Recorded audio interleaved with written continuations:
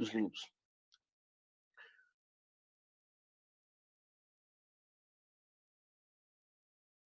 Boa tarde, né?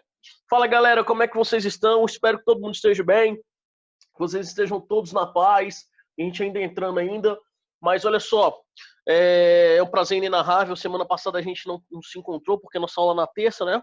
Então a gente não teve a possibilidade de bater esse papo, beleza? Mas finalizamos na aula anterior, moçada, aquilo que nós chamamos de estrutura organizacional que dá origem ou que dá base àquilo que nós chamamos de globalização. E uma das características da globalização, já para a gente fundamentar essa estrutura de nova ordem mundial, moçada, é o que nós chamamos de formação dos blocos econômicos, tá certo? E quando a gente assume a dinâmica de entendimento dos blocos econômicos, nós precisamos compreender que toda essa perspectiva produtiva, ela está diretamente interrelacionada ao quê? Interrelacionada a um conjunto de ações que vão dar origem em projetos de integração característicos da globalização, tá? Ou seja, a partir da Segunda Guerra Mundial que a gente tem projetos de integração mais amplos sendo desenvolvidos no mundo, tá? Eu vou explicar como que isso se estrutura para vocês. Mas é importante que vocês saibam que ideias de integração, elas surgem desde o momento em que o mundo passou a se relacionar economicamente de forma mais ampla com as multinacionais a partir da Segunda Revolução Industrial. Mas os projetos mais claros, mais estruturados de desenvolvimento dos blocos econômicos, logicamente, a partir da Segunda Guerra Mundial, certo? Vamos lá. Dentro dessa perspectiva, moçada, eu estabeleci para vocês 5 tópicos que eu julgo que são os mais importantes dentro do contexto da formação dos blocos, tá? A gente precisa entender essa lógica do mundo bipolar ao multipolar, tá? Do ponto de vista econômico, tá? Porque a gente vai falar de Guerra Fria já já, então isso é primeiramente sobre a perspectiva econômica, tá? Além disso, a gente precisa compreender como é que se estruturam os blocos econômicos, tá? Dentro dessa lógica, moçada, quais são as etapas de formação, quais são os principais blocos e a lógica do comércio internacional. Isso tudo ajuda a gente a compreender, inclusive aquilo que nós vamos chamar no próximo assunto de organizações chamadas de organizações internacionais. O bloco econômico, moçada, é uma organização internacional. E aí, mais uma vez, por incrível que pareça, o pós-Segunda Guerra Mundial, apesar da amplitude de conflitos, eles foram marcados por diplomaticamente relações mais amplas. Vocês entendem o que eu quero dizer? Assim, as relações elas foram muito mais fortalecidas neste período do que em outrora, né? Até porque, segundo Thomas Hobbes, na medida em que a sociedade evolui, a gente abandona o estado de natureza e passa a desenvolver o estado político, né? Então, as relações diplomáticas elas passam a ser mais amplas, sobretudo após a Segunda Guerra Mundial, tá certo? Então esse é um detalhe que é super importante para a nossa discussão. Seguindo essa narrativa, moçada, eu trouxe esse pequeno organograma para que vocês compreendam como que se estrutura o projeto de formação da bipolaridade, tá? Olha só, eu vou escrever aqui para vocês, por isso que eu peço que vocês também, moçada, se possível, escrevam aí no materialzinho de vocês, tá? Olha só, toda vez que a gente fala de Segunda Guerra Mundial, o fim da Segunda Guerra Mundial, ela traz na sua narrativa alguns conceitos que são importantes, tá? A lógica do surgimento da Guerra Fria e a divisão do mundo, moçada, entre, olha só, as chamadas superpotências, tá? Olha só, são as chamadas superpotências. Flávio, estou fazendo com o mouse porque, enfim, estou fazendo com o mouse. Olha só, meninos, o que são chamadas superpotências? Superpotências são aquelas potências que, além de impor hegemonia do ponto de vista econômico, também influenciam, sobretudo, do ponto de vista militar. E aí há um detalhe de prova. Não há, neste primeiro momento, moçada, não é dissociação mais ampla entre as organizações políticas e as organizações militares. Tá. Então, vamos lá. Seguindo essa narrativa, nós precisamos compreender que as organizações sociais, elas são subdivididas, galerinha, em 3 tipos, tá? E quais são os 3 tipos de organizações sociais que nós temos ao nosso dispor? Primeira organização social, moçada, perdão, organização internacional. As organizações de caráter político, tipo a ONU, né? Segundo tipo de organização, as organizações militares, por exemplo, a OTAN. Nós vamos começar do terceiro tipo, tá, moçada? Que são as organizações econômicas, chamadas de blocos econômicos, FMI, o BID, hoje, moçada, o possível banco se desse certo, né? Um banco dos BRICS, etc, etc, beleza? Então, essas são organizações que precisam ser caracterizadas por nós, tá? E essa lógica de superpotência potencializa a criação do que, moçada, dessas organizações, ligadas intimamente a quem, moçada? A Estados Unidos e a União Soviética. No caso da União Soviética, eu tenho uma organização, um bloco econômico socialista, nós vamos estudar com um pouquinho mais de profundidade da Guerra Fria, chamado de que, moçada? De, olha só, Comecon. Comunidade de Economia, o que, moçada? Mútua. Tá? Enquanto, no caso dos Estados Unidos, nós temos uma outra lógica de organização, moçada, uma organização chamada, olha só, uma política internacional chamado de Plano, primeiro momento, Plano que, moçada? Plano Marshall. Depois a gente vai evoluir para Plano Colombo, para Plano Condor, mas no primeiro momento chamado Plano Marshall, que tem como base, moçada, olha só, duas organizações, lá em Bretton Woods, criadas pelos norte-americanos, o FMI, tá? E a outra organização, olha só, o BIRD, tá? Que é o Banco Internacional de Reconstrução e Desenvolvimento. Hoje a gente só chama ele de BID, tá? Moçada, então essas duas organizações, elas foram criadas já para caracterizar esse projeto hegemônico dos Estados Unidos e União Soviética, tá? Bom, meninos, o pós-Guerra Fria, nesse processo de transição, quem vai se tornar hegemônico? Eu sempre brinco dizendo o seguinte: no final da Guerra Fria, não é os Estados Unidos que vence a União Soviética, é o capitalismo que vence e momentaneamente o socialismo. E por que, Flávio, que você está fazendo essa narrativa? Sobretudo por conta do seguinte: a prova cabal que não é os Estados Unidos que vence, moçada, está aqui, ó. A ordem multipolar, ela é marcada pelo quê? Olha só, por múltiplas nações controlando a economia mundial ou gerindo a economia mundial. Lembrem-se desse mapa clássico aqui, meninos, ó. Não sei se vocês lembram do mapa clássico de Nova Ordem Mundial. É um mapa que é feito mais ou menos assim, ó. Deixa eu colocar aqui. Olha só. Vocês já viram esse mapa, não já? Olha só, mais ou menos assim. Tá? Tem as áreas de intersecção. Aqui com os Estados Unidos da América, aqui, moçada, União Europeia, e aqui, basicamente, o que?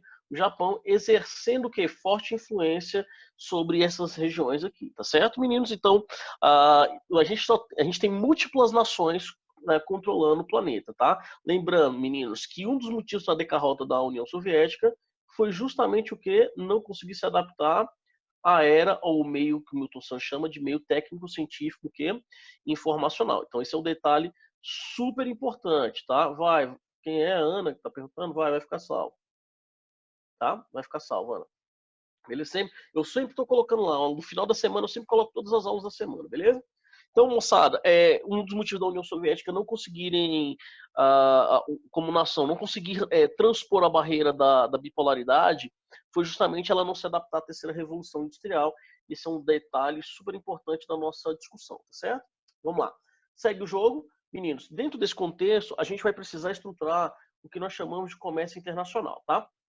Olha só, primeira coisa que eu acho que é importante que vocês caracterizem. O comércio mundial, ele é fortemente relacionado ao quê, moçada? A um volume gigantesco de relações entre nações do ponto de vista comercial, tá certo, meninos? E hoje, grande parte das relações econômicas que nós temos no planeta se dão em função do que, meninos? Da temática ou da lógica do comércio mundial, tá certo? Esse comércio mundial, ele é estabelecido primeiro por uma dinâmica super importante relacionada aqui, olha só, aos fretes, tá? E quando a gente fala de fretes, meninos, olha só, aqui é os fretes, tá? Quando a gente fala de fretes, a gente está falando... Oi, alguém me chamou? Alguém me chamou? Não? Olha só, moçada, quando a gente fala dos fretes, a gente fala aqui, ó, de uma dinâmica importante, tá? Professor, Oi. é que falaram aqui no chat que você tá indo muito rápido. Não apareceu para mim no chat, não. Tá, tudo bem, eu vou mais devagar. Deixa eu colocar o chat aqui. Ok. Olha só, meninos. Então, quando a gente fala aqui para baixo, pronto. Quando a gente fala, meninos, dessa lógica do comércio mundial, o primeiro tópico que é importante é que ele é representado por fretes, ou seja, ele é representado pelo quê? Pelo transporte, tá? Olha só, ou pelo sistema de transportes, beleza? Quando a gente fala do sistema de transportes, moçada, nós temos aqui, lembre-se de um detalhe importante. Que detalhe é esse? É a famosa terceira revolução industrial. Quando a gente fala da terceira revolução industrial, olha só, terceira revolução. Quando a gente fala da terceira revolução, eu bati um papo com vocês na semana anterior, tá? Dizendo que a terceira revolução ela tem como característica unilateralmente o que, moçada? A produção de um sistema de transportes mais amplo, tá? E quando eu falo um sistema de transporte mais amplo, eu saio daquela lógica apenas do transporte marítimo e do transporte ferroviário. Ganha força o transporte rodoviário, ganha força o transporte aeroviário, ganha força os dutos, mas sobretudo ganha força, moçada, aquilo que nós chamamos de infovias, tá? E Flávio, por que é importante trabalhar com a questão das infovias, tá? As infovias, meninos, elas acabam sendo configuradas como algo que vai amplificar as relações comerciais, que vai dar força às relações comerciais, até por conta de uma lógica bastante significativa e importante, que é a lógica do consumo, tá? Por isso que a mídia ganha muita força nesse contexto, né? O consumo ele vai ser amplificado em função do que estão vendendo lógica de consumo, tá? E aí, ó, olha só, dentro desse contexto, nós vamos amplificar aqui, ó, meninos, a questão do turismo global. Nós vamos conhecer áreas sem ao menos, moçada, visitá-las, né? Nós vamos amplificar aqui, meninos, os serviços de informática. Lembra que a eletrônica e a informática ganham muita força nesse período, né? A gente vai amplificar as atividades culturais e desportivas que vão integrar mais as nações, né? E olha só o que vai ganhar muita força, moçada. A prestação de serviços às empresas de telemarketing, de call center, de contabilidade, consultoria, dentre outros, né? E aí vejam como que é a lógica da integração mesmo, né? Quando a gente fala de integração, nós temos um elemento partícipe bastante significativo nesse desenvolvimento, tá? E que elemento é bastante significativo? Você chega hoje nos Estados Unidos, ou na Inglaterra, muito provavelmente quem está te ligando de uma agência de telemarketing falando inglês é o indiano, é um sul-africano, por conta justamente da lógica de produção, por conta de justamente tal que é muito mais barato de se produzir. E aí a gente vai, dentro desse contexto, lembrar que, para se inserir no mercado global, os países muitas vezes abdicam do que, moçada? Olha só, abdicam das possibilidades de efetuar uma política nacional. Ou, na prática, o que significa isso? Tem um detalhe aqui que eu acho bem legal da nossa discussão, está diretamente relacionado a isso aqui, ó, uma palavrinha, chamado que dívida, tá? No nosso caso, a mais importante dessa discussão é o que, moçada? A famosa que dívida externa, tá? Flávio, e por que a dívida externa ela é significativa nisso? Porque quando você, moçada, tem uma elevada dívida externa, você perde o direito de promover aquilo que nós chamamos de políticas macroeconômicas nacionais. Né? As políticas macroeconômicas passam a ser determinadas, definidas por organismos internacionais, sobretudo o Fundo Monetário Internacional e o Banco Mundial de Reconstrução e Desenvolvimento, o BID, agora Banco Mundial. tá certo? Então, a primeira questão importante é a análise que as relações comerciais hoje, elas estão fortemente inseridas, moçada, de controladores conhecidos como por exemplo a tal da dívida externa, tá certo? Então, muitos países, sobretudo subdesenvolvidos, não desenvolvem uma política nacional independente, mas quando eu falo independente, eu não estou falando isolada, não, eu estou falando do poder de ter a autonomia de tomar as suas próprias decisões macroeconômicas. E a gente vai citar logo à frente um pouco da Argentina, como que a Argentina tem hoje dificuldade de desenvolver as suas políticas, justamente por conta do forte controle que o FMI tenta exercer sobre a política econômica argentina. E lembrando que o FMI está localizado aonde, moçada?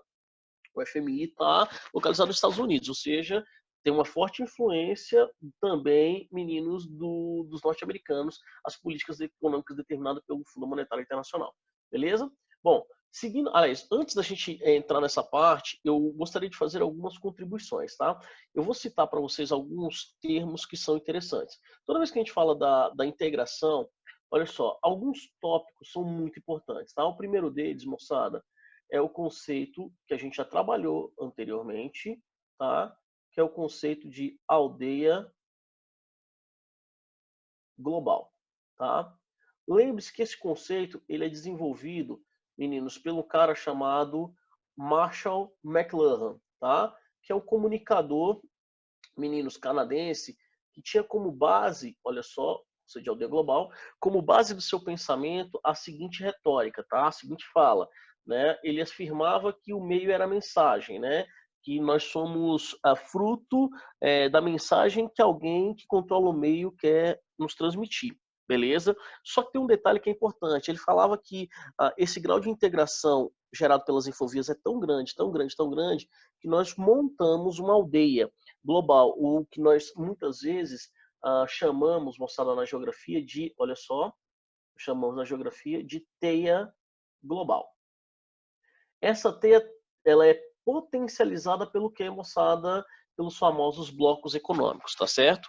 Há um detalhe que aí, isso aqui do ponto de vista econômico, tá, moçada? A chamada aldeia global. Mas há um detalhe do ponto de vista sociológico que eu acho que é bem interessante a gente analisar, tá? É o conceito, moçada, conhecido como conceito de sociedade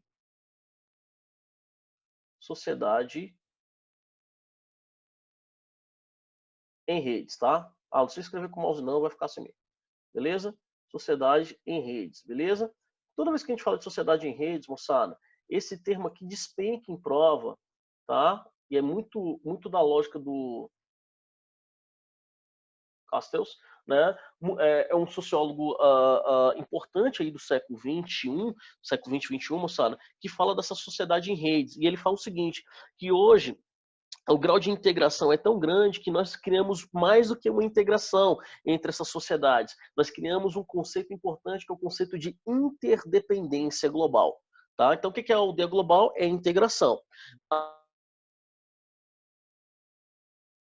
criar uma interdependência, né? A interdependência de produtos, a interdependência, por exemplo, de conceitos culturais, a interdependência do consumo, por exemplo, de streams, a interdependência no consumo de moda, tudo isso cria, moçada, uma forte dependência, sobretudo dos países subdesenvolvidos em relação ao que, meninos?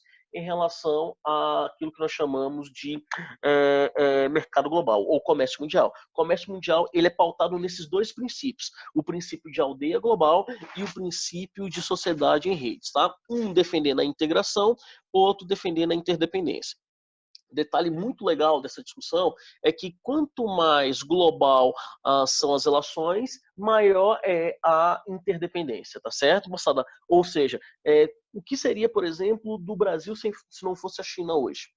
A China consome 80% do nosso petróleo, a China consome 75% do nosso minério de ferro, a China consome 70% do nosso gado. Ou seja, meninos, é um grau de interdependência. É claro que a China precisa da nossa matéria-prima para produzir a atividade industrial deles, mas lembre-se que o produto industrializado sempre é mais caro do que a matéria-prima. Então, na verdade, nós somos muito mais dependentes deles do que eles de nós. Sacaram essa lógica? Sim ou não? Até aí tudo bem? Tranquilo? Sim ou não? Dá um joinha aí se estão achando tranquilo.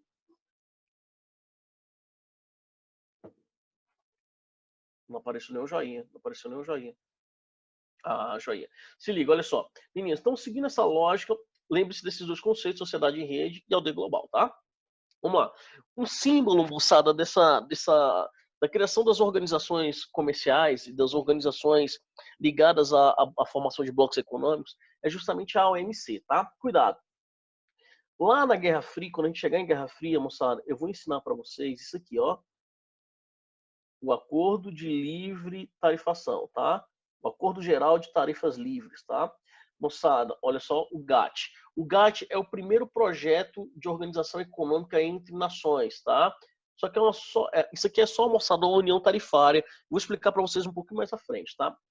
Hoje, sistematicamente, o que comanda as nossas relações de organização econômica é a Organização Mundial do Comércio, tá? Lembrando, moçada, olha só, a Organização Mundial do Comércio é hoje presidida por um brasileiro, tá, moçada? Olha só, o nome desse brasileiro é Roberto Azevedo. O Enem trouxe em 2014, tá, uma questão ligada à eleição do que, moçada?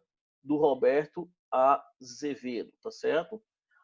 Dizendo que era uma crítica, na verdade uma crítica à OMC, porque escolheu um presidente brasileiro de um país que não cumpre essencialmente as regras da OMC, tá? Vamos lá. Primeira coisa que é importante, a Organização Mundial do Comércio, ela é recente, moçada, no que tange a sua criação, né? De 95. Muita gente acha que a OMC existe desde que o mundo é mundo, não? Ela é criada em 95, a China só entra lá nos meados dos anos 2000, tá, meninos? Mas é uma organização recente. E qual o objetivo da OMC? Primeiro, meninos e meninas, estabelecer o quê? Uma série de normas, tá? Uma série de de regras para organizar as relações comerciais entre os pares, né? E quem são esses pares, meninos? São os países, tá? Qual o objetivo deles, meninos? Por exemplo, evitar o protecionismo, evitar uma competitividade desleal, ou seja, estabelecer uma série de regras mesmo, né? Para que o capitalismo ou o sistema capitalista se desenvolva de maneira mais correta, tá? A OMC, por exemplo, moçada, visa estabelecer um conjunto de regras que busque, né, lembra do objetivo da ONU, mas que busque tratar de forma mais equânime, tá, as relações comerciais. E aí, olha só, uma dica importante de leitura, né? É a briga brasileira, moçada, em relação ao protecionismo. Nós chamamos isso aqui de, olha só, rodada de Doha, né? Doha no Catar. Beleza, moçada? Flávio, o que é a rodada de Doha? É a busca, moçada, do Brasil junto à OMC, tá, meninos? Para evitar mesmo que o Brasil fosse vítima do protecionismo econômico violento produzido por quem, moçada? Produzido pelas grandes potências, tá? Geralmente, quando a gente fala dos países desenvolvidos, eles abusam lógica, meninos e meninas, do protecionismo, né? Criando aquilo que nós chamamos de barreiras o que não tarifárias, tá? Que é o protecionismo muitas vezes disfarçado. Flávio, fala para mim, o Brasil é um país protecionista? Pra caramba, tá? O Brasil é um baita país protecionista, tá? Mas se comparado com o protecionismo exercido por outras nações, o Brasil faz brincadeira de criança, tá, moçada? É muito, muito menor do que o protecionismo de outras nações, tá? Como é que esse protecionismo disfarçado ele ocorre, tá, meninos? Até porque o protecionismo é um descobrimento de regra da OMC, tá?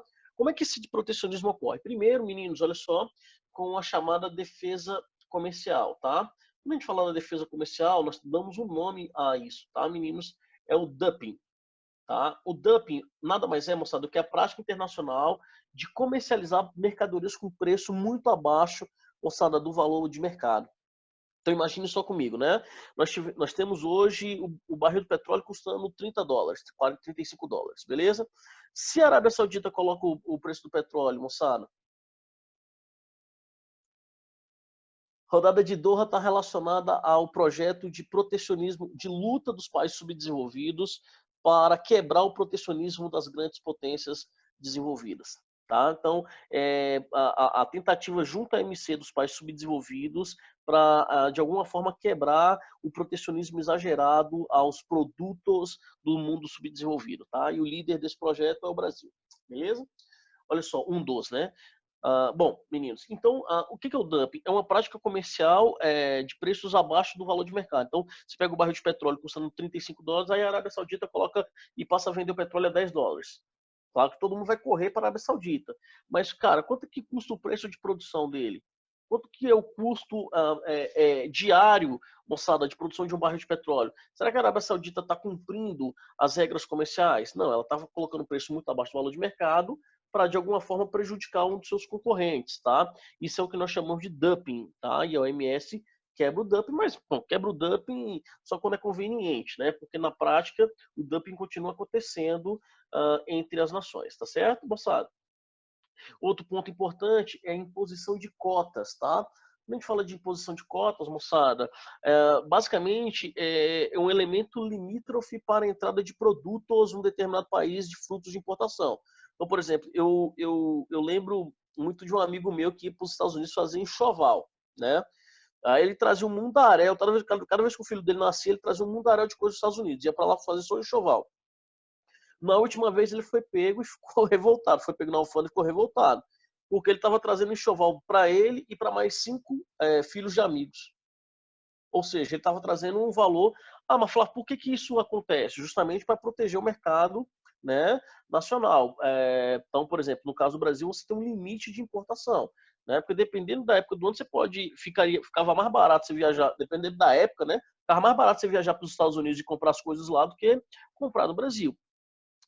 Isso favorece o que para o Estado? O Estado evita que as empresas locais quebrem, porque elas não têm a mesma capacidade de competição que tem uma empresa internacional de um país desenvolvido, né? E isso gera emprego ou vai afetar na questão do emprego e da renda. Então, por isso que muitas vezes os países, né, acabam sendo ou tomando essa medida que é a imposição de cotas, tá? Outra medida importante, moçada, é a defesa técnica, tá? Ou seja, muitas vezes são justificadas para evitar a importação a lógica de que aquele produto não se adequa tecnologicamente às necessidades locais. Vou dar um exemplo para vocês. A tomada de 3 pinos, né? Quando a tomada de 3 pinos, moçada, foi lançada, né, pelo Inmetro, cara, todo mundo, caraca, não pode fazer um negócio desse, é um absurdo, etc, etc, etc, que isso é um absurdo, que não sei o que, não sei o que, não sei o que. Muitas vezes potencializado pela propaganda feita pelas próprias empresas, tá? Houve a imposição do Estado brasileiro, para ter tomada de 3 pontos, né?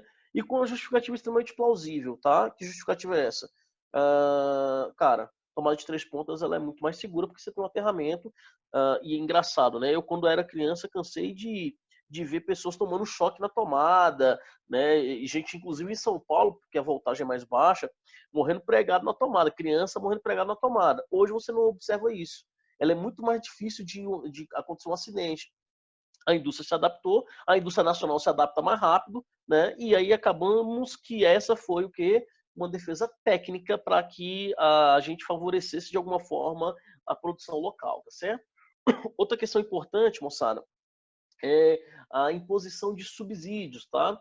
A gente fala muito dos subsídios que nós temos aqui no Brasil em relação à chamada agricultura. Galera, de fato, a agricultura brasileira ela é fortemente subsidiada, tá?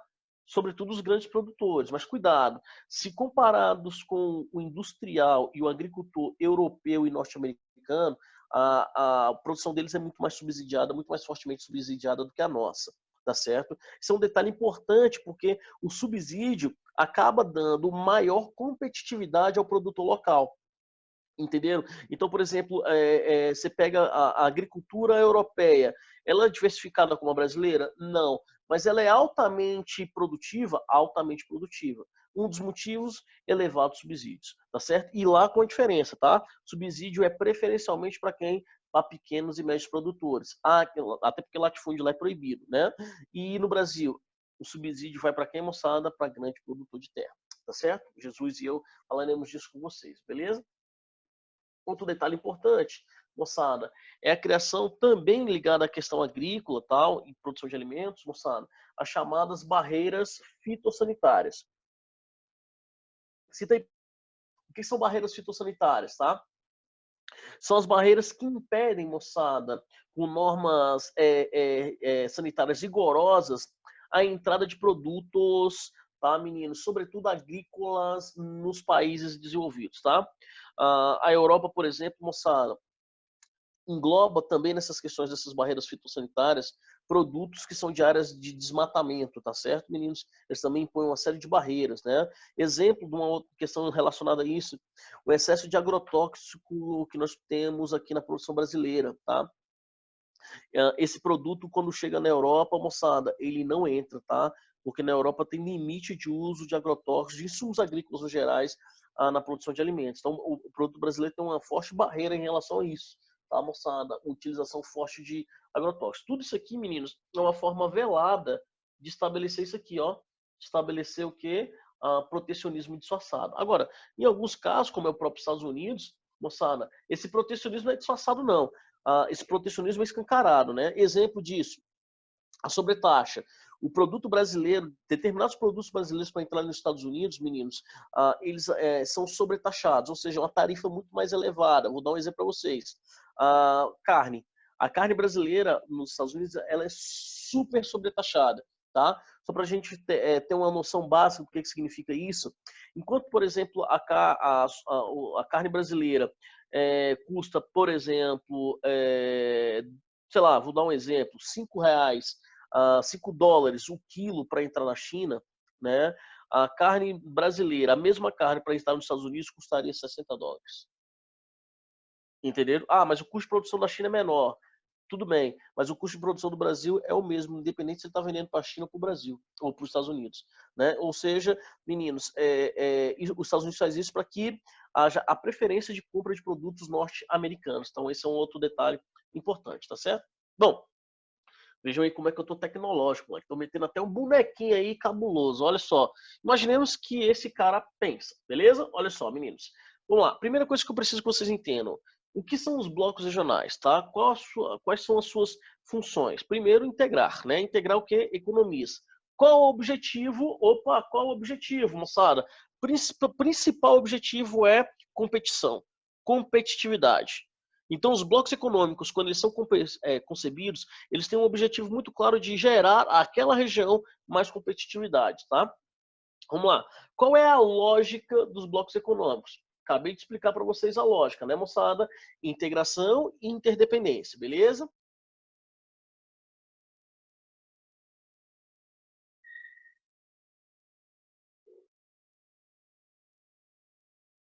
Continua. Olha só, galera, então quais são os objetivos, né? Basicamente, o objetivo é gerar integração e interdependência para que, assim, a gente tenha maior competitividade, né? Sobretudo com os atores globais, as grandes potências globais. A lógica de formação dos blocos, moçada, é uma lógica de mercadorias, né? Essas parcerias, moçada, elas são importantes pra caramba para atenuar rivalidades, tá? Eu gosto de dar o exemplo da Europa para caracterizar isso, porque a Europa, de alguma forma, diminuiu, sobretudo na Europa Ocidental, né? Diminuiu consideravelmente seus conflitos internos a partir da concepção daquilo que nós chamamos de União Europeia. E quando eu falo que diminuiu os conflitos, meninos, eu posso citar alguns exemplos para vocês. Primeiro, olha só, a lógica dos conflitos, por exemplo, ocorridos no Irã, né, do IRA, né, Irlanda e Irlanda do Norte, católicos versus protestantes, seu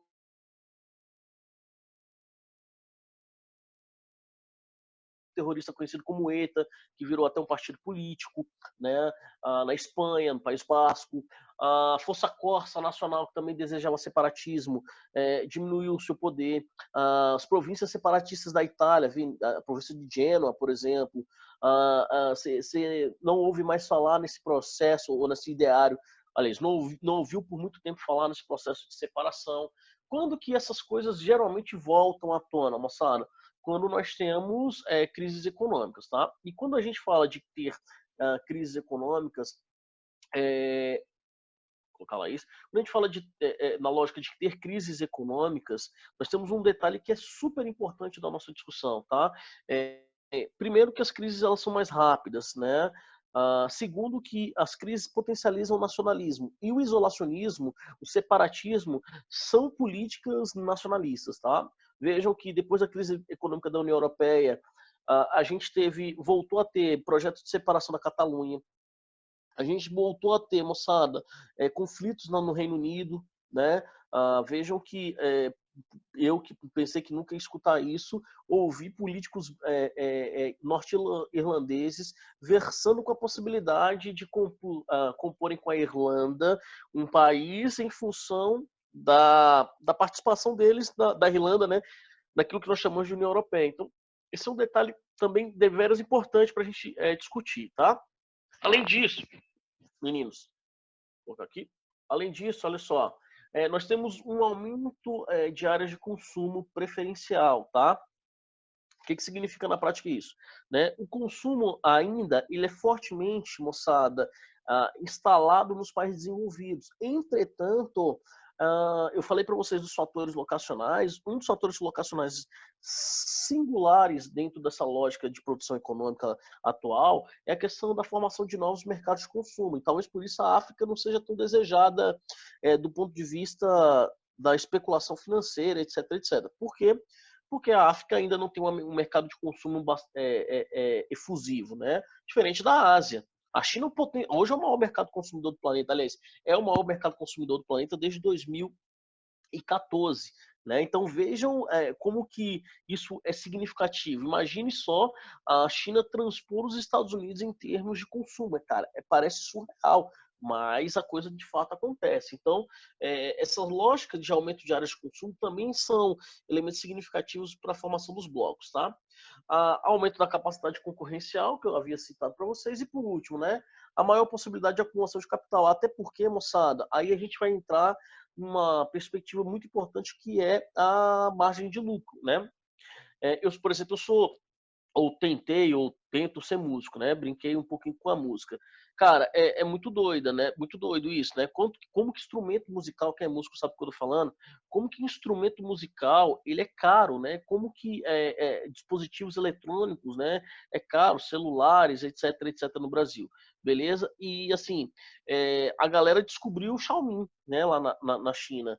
Descobriu que você tem um aparelho que antigamente você tinha certo preconceito com o aparelho chinês, né? Mas descobriu que os caras têm processador octa-core, que trabalha bem pra caramba, e que não pode ser um celular da Samsung ou da Apple, mas é um celular que cumpre todas as funções que o telefone hoje precisa cumprir.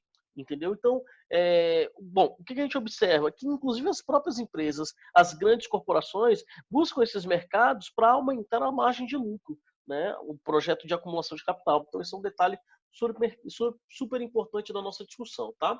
Vamos lá. Seguindo essa lógica, nós temos alguns pontos que são indeléveis, tá? Muito significativos. Quais são esses pontos, meninos? O primeiro deles, olha só, o que é um bloco regional, tá? Sumariamente, um bloco regional, moçada, é uma organização de países com o objetivo de se fortalecer ou aumentar a competitividade de caráter econômico, tá? Ou social. E aí lembre-se, tá?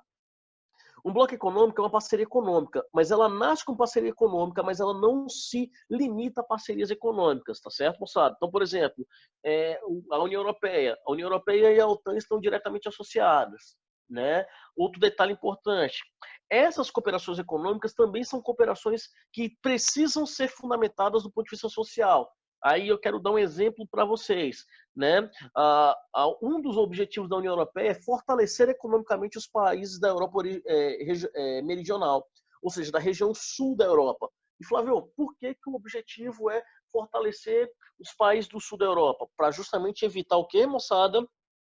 Um fluxo migratório mais violento. Essa desigualdade regional facilita o desenvolvimento de conflitos, facilita o processo ou os fluxos migratórios.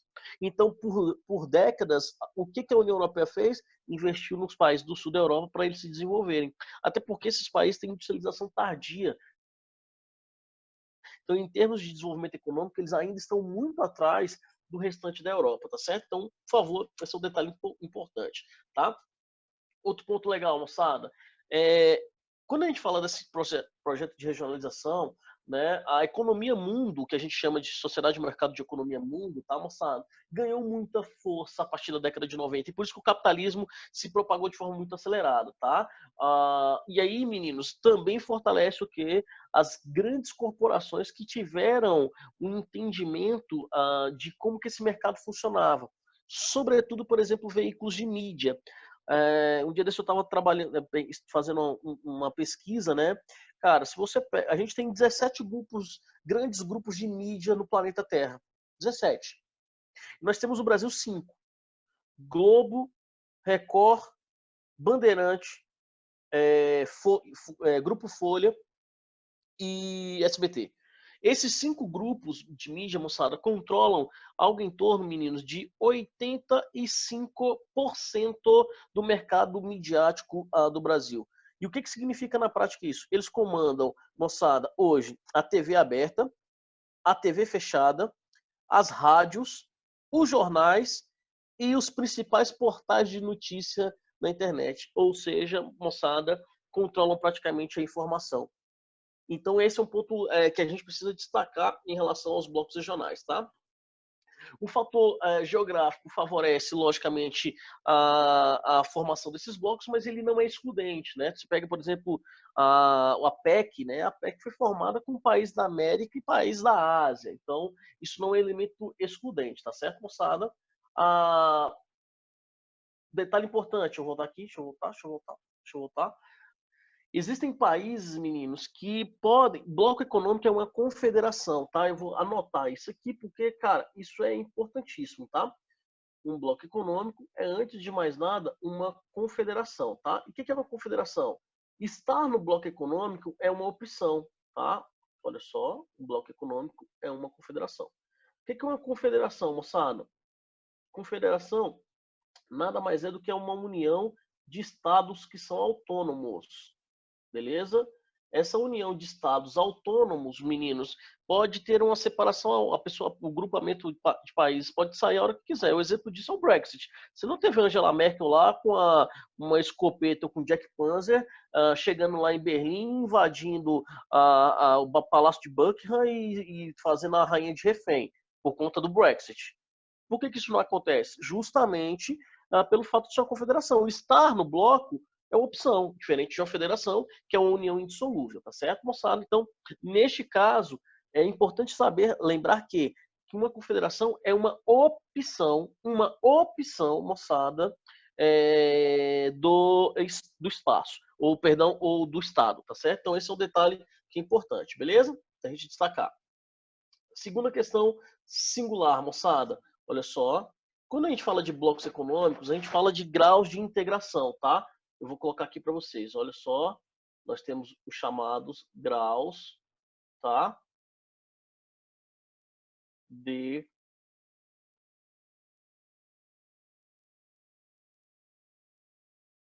integração. Beleza? Olha só comigo aqui.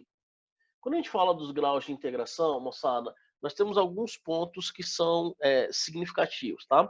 O primeiro grau de integração eu nem coloquei aqui, mas é importante que vocês saibam, tá? Olha só, que grau de integração é esse, moçada? É uma chamada, olha só, união tarifária. Eu quero que vocês anotem isso aí, porque isso é importante, tá?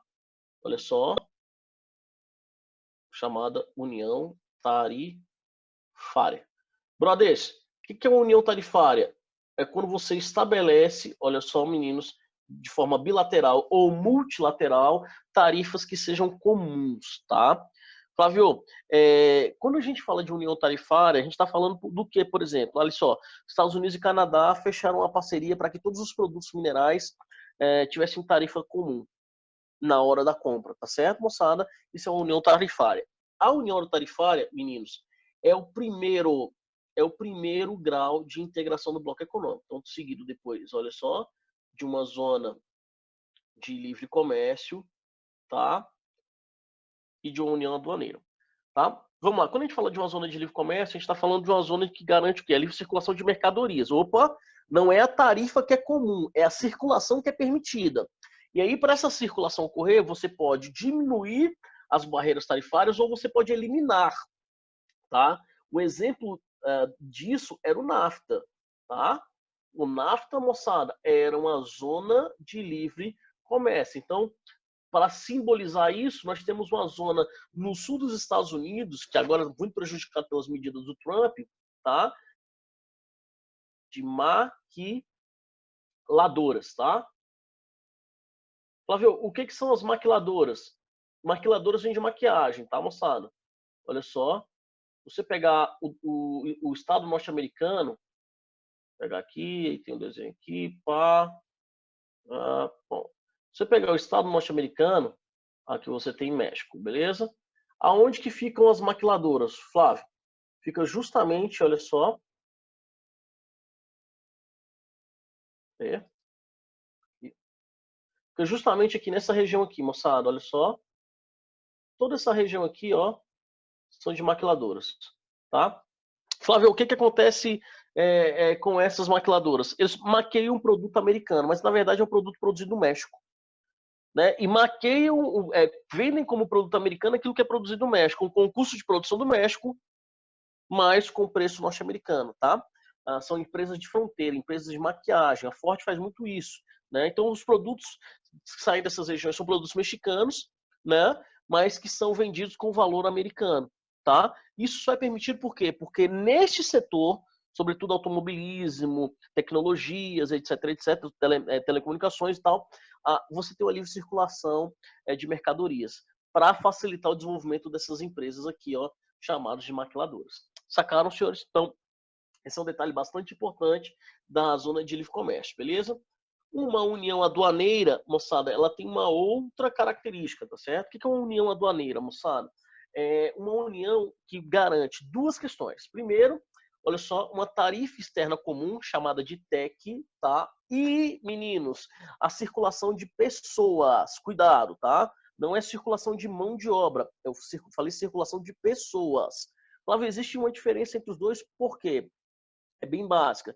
Uma circulação de pessoas, moçada, garante que você nos países membros possa circular com um documento oficial do seu país. Eu quero dar um exemplo para vocês. O Ronaldinho não foi preso lá no Paraguai, meu Deus do céu, preso no Paraguai por falsificar passaporte. É isso mesmo, preso no Paraguai por falsificar passaporte. Olha só, meninos, o Ronaldinho não foi preso porque estava lá sem algum tipo de documentação no Paraguai. Ele não precisava de passaporte lá. É diferente, por exemplo, do cara falsificar um green card nos Estados Unidos. Não, ele não foi preso no Paraguai por não ter o documento. Porque com qualquer documento de foto, o brasileiro pode entrar no Paraguai. Ele foi preso no Paraguai, mostrado porque ele tentou falsificar um documento. Flávio, o que significa isso? Que o Paraguai é membro do Mercosul e o Mercosul garante a livre circulação de pessoas, tá? Lembrando que essa TEC aqui, crianças, olha só, tá vendo essa TEC aqui, ó, esse troço aqui, ó, meninos, só é permitido, aliás, só é permitido para produtos que não sejam estratégicos, tá, moçada? Os estratégicos, tá? Os produtos estratégicos, vou colocar aqui Strat, olha só, esses produtos não entram, moçada, nessa discussão. Me dê um exemplo, Flávio, carne, automóvel, por exemplo, armas. Esses produtos não podem entrar, por exemplo, no mercado brasileiro. O carro é sobretaxado. Por que ele é sobretaxado? Para proteger o mercado interno, né? Para proteger a indústria nacional. Tá certo, meninos? O Brasil, inclusive, é altamente protecionista, beleza? Olha só, os outros níveis de integração, moçada, são, primeiro, olha só, o chamado mercado comum. Flávio, o que é o mercado comum, tá? O mercado comum é o quarto, olha só, o quarto nível de integração, tá, meninos? E a União Econômica Monetária é o quinto, tá? Nós temos um sexto que eu vou explicar já já. Beleza? O que é o mercado comum? É um local, moçada, que garante as 4 liberdades do sistema capitalista. Flávio, quais são as 4 liberdades do sistema capitalista? Olha só, livre circulação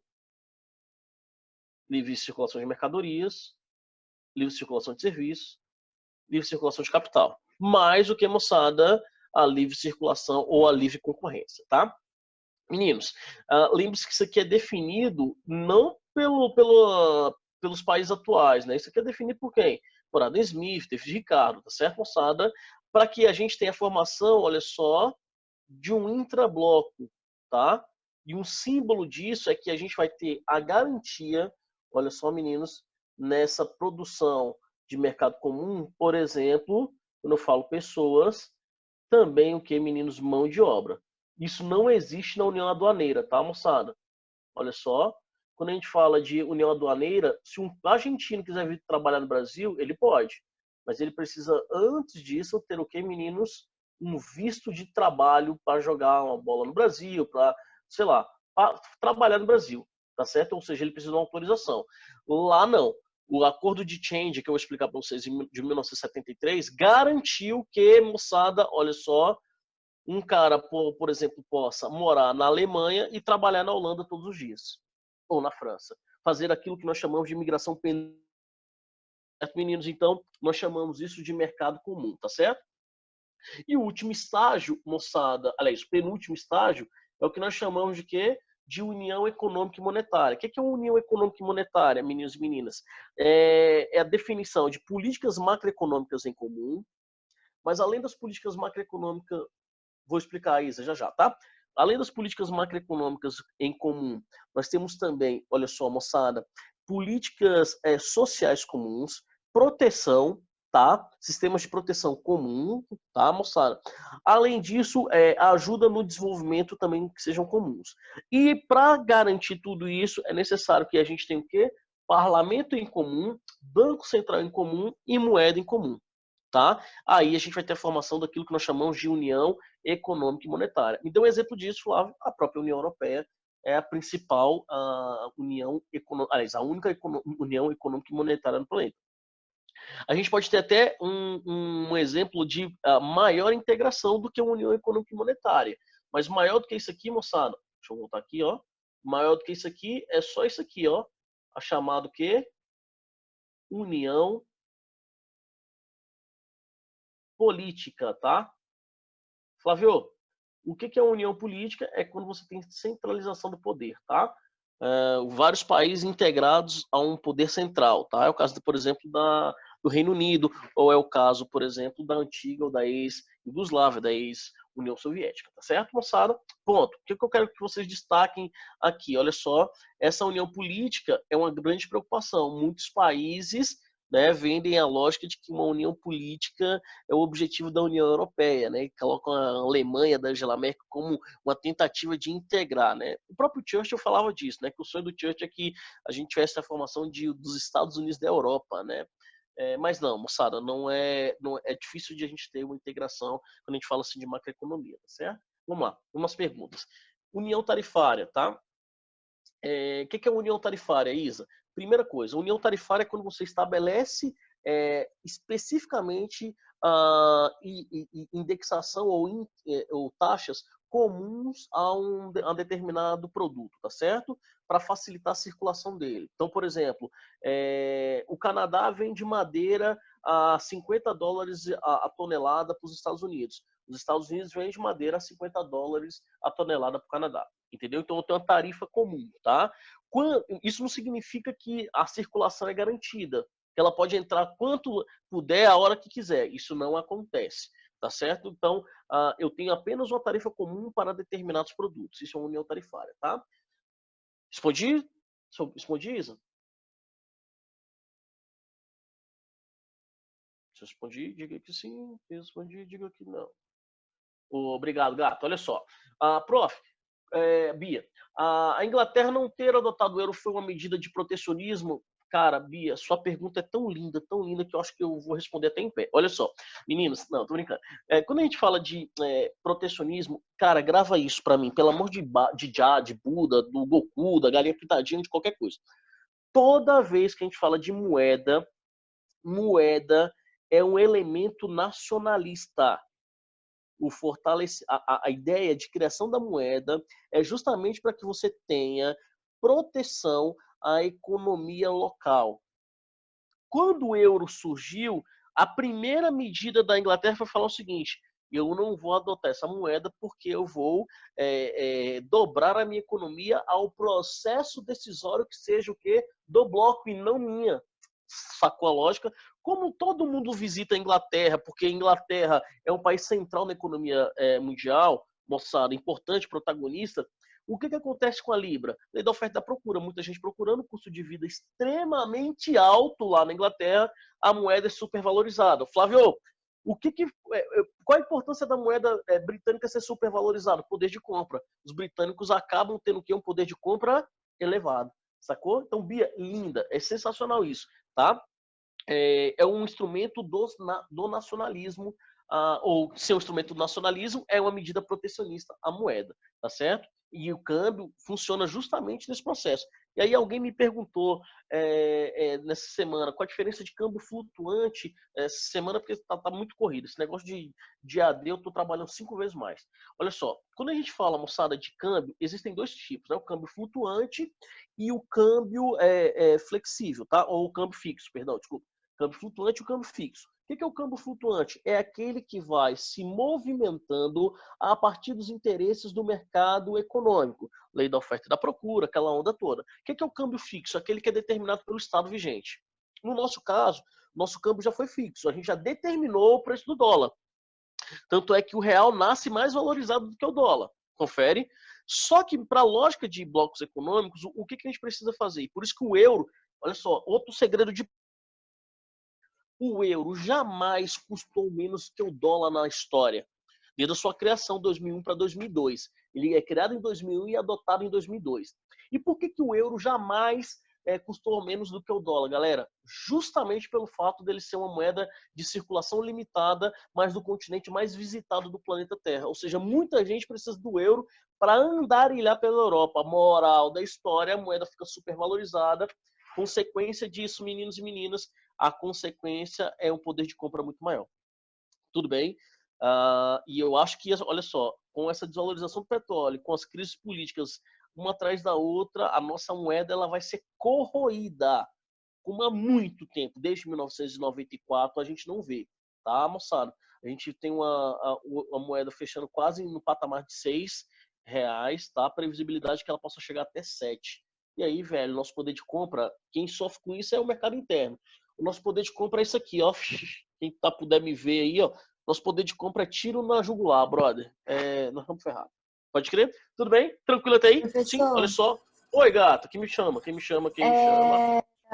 eu poderia afirmar que o Reino Unido é uma união econômica e monetária também, porque eles não usam o euro da União Europeia, mas eles usam a Libra. Não, é mais do que isso, Aninha. O Reino Unido ele engloba justamente o maior grau de integração que nós temos, tá? Que é uma união política. Agora, cara, vamos lá, sua pergunta é muito interessante. Significa que uma união política não é uma união econômica e monetária, não é um mercado comum, não é uma união aduaneira, não é uma zona de livre comércio, não é uma união tarifária? Justamente o contrário disso. O que é a união política? É o somatório de tudo isso. Foi claro? Foi. Isso é importante, tá? Se você precisar responder na prova, você vai lembrar. Uma coisa não desassocia a outra, entretanto, a resposta correta é o que? União política. Beleza? Entendi, professor. Obrigada. Valeu. Até porque o parlamento é todo comum, né, galera? Você tem um mesmo chefe de Estado, é diferente, por exemplo, da União Europeia. Na União Europeia você tem o parlamento comum, você tem até o presidente, que é Angela Merkel, né, que é a presidente da União Europeia, mas você não tem um chefe de Estado que represente a União Europeia como país, né, porque ela não tem esse nível de reconhecimento. Foi claro? Tudo bem? Olha só. Aqui é o mapa dos blocos, tá, moçada? Os principais do planeta, alguns nem existiram, né? A ALCA, graças a Deus, nunca existiu, né, moçada? Mas a SEI ainda continua funcionando, o NAFTA, acabou, o Pacto Andino também, tá com muita dificuldade, tá, moçada? Mas deu espaço para o Transpacífico, que também já chegou e já foi. Mercosul, moçada, Mercosul é difícil. A gente vai falar um pouco dele, tá? A União Europeia continua aí na ativa, tá certo? Então os blocos continuam ainda ativos, beleza, moçada? E aí na próxima aula nós vamos destrinchar o que? Os blocos em si, tá, meninos? A formação da União Europeia, que é o mais importante deles, mas vamos caracterizar um por um dos blocos a partir dos das suas potencialidades sociais e econômicas. Ok? Se tem alguma dúvida, me fala aí, galera. Por favor, por favor. Alguma dúvida, alguma dúvida, alguma dúvida? Se sim, diga que sim. Se não, diga que não. Olha só, fizemos até um pouquinho mais longo do que o normal, porque eu gosto de vocês, eu tô com saudade. Tá certo, moçada? Mas é isso. Se não tem nenhuma dúvida, eu estou à disposição de vocês. Lembrando que esse material eu posto sempre no final da semana, tá, moçada? Que eu vou fazer alguns ajustes para com ele. E a gente vai utilizar também ele na próxima aula, tá? A aula gravada também estou colocando no final da semana, beleza? E olha só, é sempre uma honra estar com vocês, meus queridos. Fiquem na paz, um beijo super grande no coração. Estou à disposição. Basta me mandar mensagem que vocês sabem como me achar, que eu vou tentando aí ajudar vocês como dá, beleza? Um beijo e um beijo para todo mundo. Valeu, valeu, fui!